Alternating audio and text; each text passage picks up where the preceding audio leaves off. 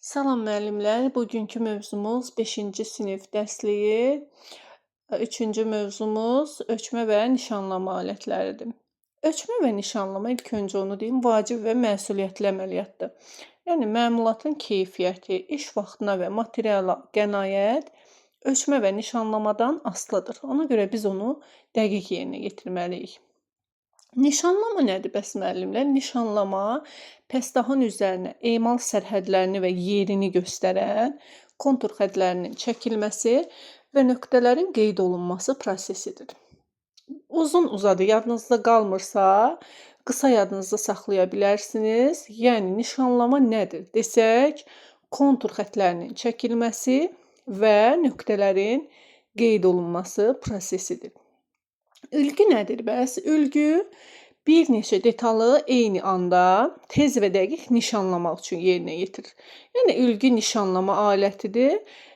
Fanerdən və ya istənilən bərk materialdan hazırlanır və real ölçülərlə hazırlanır. Bəs bizlə nə iş tuturuq?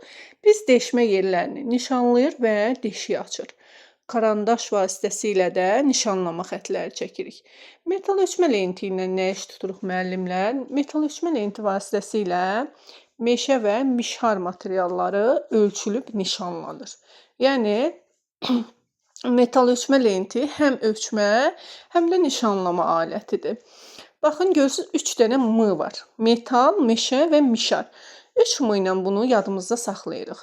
Xarat metrəsi nədir bəs? Xarat metrəsi iri ölçülü pəstahları ölçür.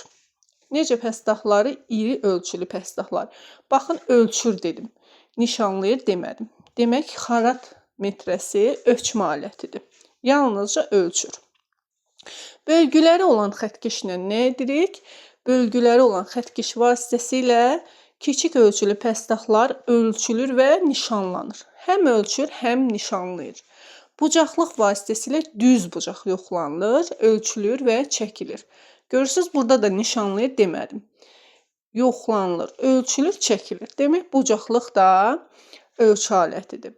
Və 2 hissədən ibarətdir bucaqlıq. Uc və qəlibdən ibarətdir. Taxtadan və metaldan hazırlanır. Resmusla nə iş tuturuq müəllimlər? Resmusla pəstahın təbəqələri, yəni səthlərini emal edərkən paralel xəttlər çəkilir. Nə edirik? Paralel xəttlər çəkilir. Resmusun həmçinin 5 hissəsi var. Bu da testlərdə düşür. Mütləq diqqət eləməliyik. Kiçik mismar, meydança, qəlib, tirciklər və pazdır. Pərgər vasitəsilə isə deşik yerləri, çevrə və qövslər nişanlanır. Bir də müəllimlər deyim, pərgarın 4 hissəsi var. Başlıq, qrifil, qollar, iynə. Bunu da yadımızda saxlayırıq, çünki testlərdə düşür. Bəs xarat günyəsi ilə nə iş tuturuq?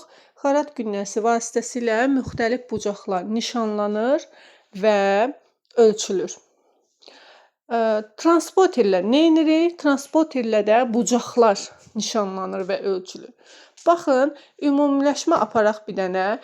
Biz bucaqlıqda nə dedik? Bucaqlıqda dedik ki, düz bucaqlar yoxlanılır, ölçülür. Əgər düz bucaqlar desəm, bucaqlıqdır. Müxtəlif bucaqlar desəm, xarat günyəsidir.